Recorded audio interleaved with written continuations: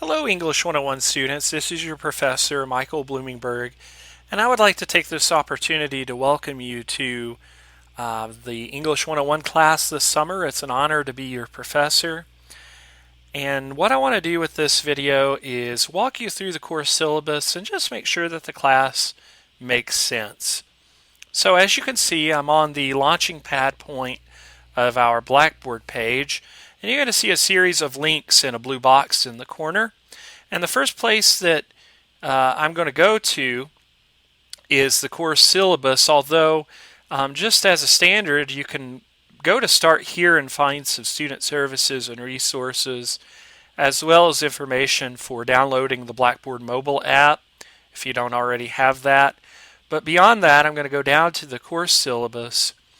And the syllabus is located as both a Word document and a PDF file. They're the exact same syllabus, but for clarity's sake and making this video, I am going to click on the PDF file, and we'll go ahead and begin. And if you would like, you can actually pull up the syllabus with me, and we'll take some time to go over it together just to make sure that everything makes sense.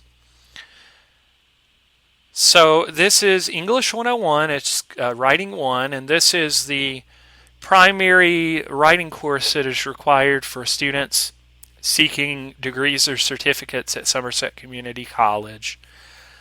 My name again is Michael Bloomingberg, and my technical title, as I was very fortunate to be recently promoted to Associate Professor of Transitional Writing, and at Somerset Community College, my office is located at the North Laurel campus, Building 1, Room 104. But I'm not really in the office a whole lot this summer. I can be available by appointment only, which means you probably can't reach me by phone very much, which means, therefore, that email is far and away the best way to contact me. And I do check my email regularly throughout the day, so feel free to email me if you have questions. Now, the Associate Dean of Humanities, Fine Arts, and Social Sciences is Mr. John Berlew, and his information is on the syllabus. I would recommend before you contact him to contact me, as I'm more than willing to help you out with any questions or concerns you have in the class.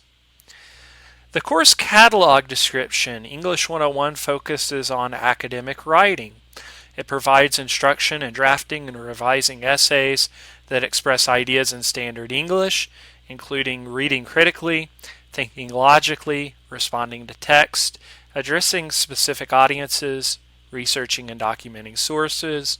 It also includes a review of grammar, mechanics, and usage. Now, as far as textbooks are concerned, the great news here is that we don't have any required textbooks in the class. That being said, each student is required to use the Barnes & Noble courseware, available at no additional course cost other than what you paid for the class already, which will be made available to all students during week 2. So be on the lookout during the second week, because I'll make a follow-up video, and it's going to take a little bit of a shift in the class as we'll move more into the courseware, whereas in week 1 you're focusing mostly on discussion board assignments. For the sake of time in this video, I'm going to skip over the general ed competencies, but you can look over those on your own. I will tell you that the course competencies include academic writing requires reading with understanding. Academic writing requires writing a paper focused on one main idea, a thesis statement. Academic writers must plan, draft, revise, edit, and proofread to produce well-written essays. Academic writing uses standard English appropriate for purpose and audience. And academic writers must locate sources to support a position and document sources ethically and correctly. The central question in the class is, how can I produce academic writing? So that everything we do this semester will in some way seek to answer this question, both in theory and in practice. So I hope that makes sense. What we're really trying to do is build upon that central question. And all the things that you're going to work on this semester will lead into that question in one way or another. Course outline. That's going to be presented to you each week in Blackboard. And note that since our class is online, the schedule will be presented week by week, with most assignments presented on Monday and being due on Sunday night by midnight Eastern Standard Time. Now, the grading criteria these are things that you'll be doing either directly on Blackboard or as it will link through to the courseware. And again, I'll explain more of that next week as you head into week 2. But essays are worth 40% of your grade, assignments 30%, quizzes 20%. There are quizzes in the courseware, and participation's worth 10%. And the grading scale is presented for you to reflect what constitutes an A, B, C, D, E. Please note that I made a slight mistake in the syllabus, as a B should say 80 to 89. So if you want to correct that on your syllabus, feel free to do so. First week, students are required to post on the discussion board during the first week of the summer term. Please note the deadline for first week's work on Blackboard. All students who fail to complete first week's work may be reported as a no-show and removed from the class. So make sure you post during week 1. It's super important. I have to record no-shows. So please note that. I got a little ahead of myself there. Sorry about that. And although this is an online class, it is important to make sure with respect to attendance, you're not recorded for attendance, but you do need to complete your assignments in a timely manner. If you're late on something, you need to contact me prior to the due date if you know you're going to be late. If it's after the due date, I'll have to take it on a case-by-case basis to see what's going on and to see why you're late submitting an assignment.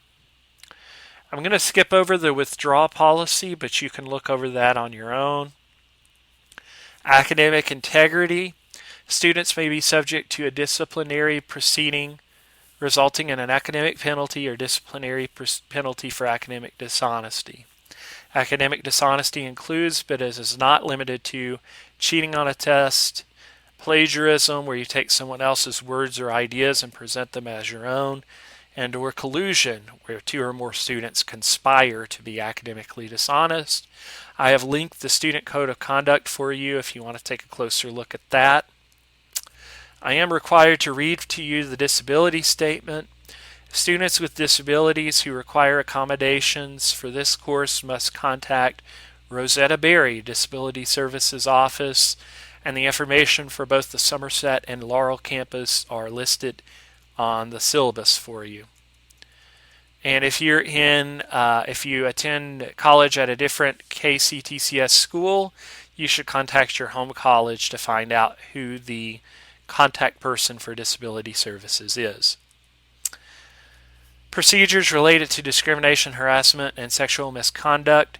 Students may direct complaints of discrimination or harassment to the Dean of Student Affairs at Somerset Community College. That person is Tracy Cassida, and her information is listed, along with some helpful links for the Student Code of Conduct, as well as other procedures.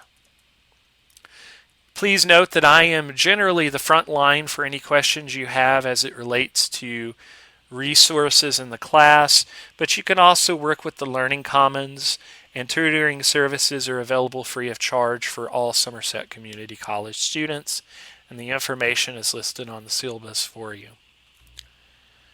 I'll skip over Starfish since we probably won't be doing a survey for that this summer. But if we do a survey, or if I'm asked to do a survey, it's just to update your academic progress, and it's sent via email to you and your advisor. SNAP is called Safety Notification Alert Process. And if you have a smartphone and you like to receive text messages, I would recommend you sign up for this because if classes are ever canceled or delayed due to weather, power outages, or some sort of event like that, you will be notified by text and weather notifications, and if there are ever any emergency situations. And the link to enroll in that is included on the syllabus if you need to enroll for that. KCTCS SEC tobacco-free policy is listed on there. I realize we're online, but if you're ever on campus, you want to make sure you adhere to that policy.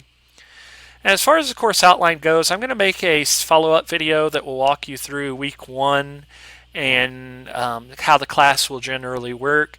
So I'll hold off on too much information there. But the thing to note is that we're going on a week-by-week basis, and that work will generally be posted no later than 10 a.m. Monday morning for the week ahead, with deadlines for assignments generally due on 11:59 p.m. Eastern Standard Time Sunday, unless otherwise noted.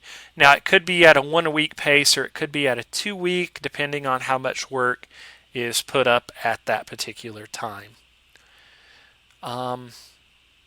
That's pretty much it, guys. I look forward to working with you this summer. If you have any questions about anything on the syllabus or any general course questions, you can always email me. I do check email frequently. But I look forward again to working with you, and I wish you the best of luck this summer. Take care and good luck during the first week.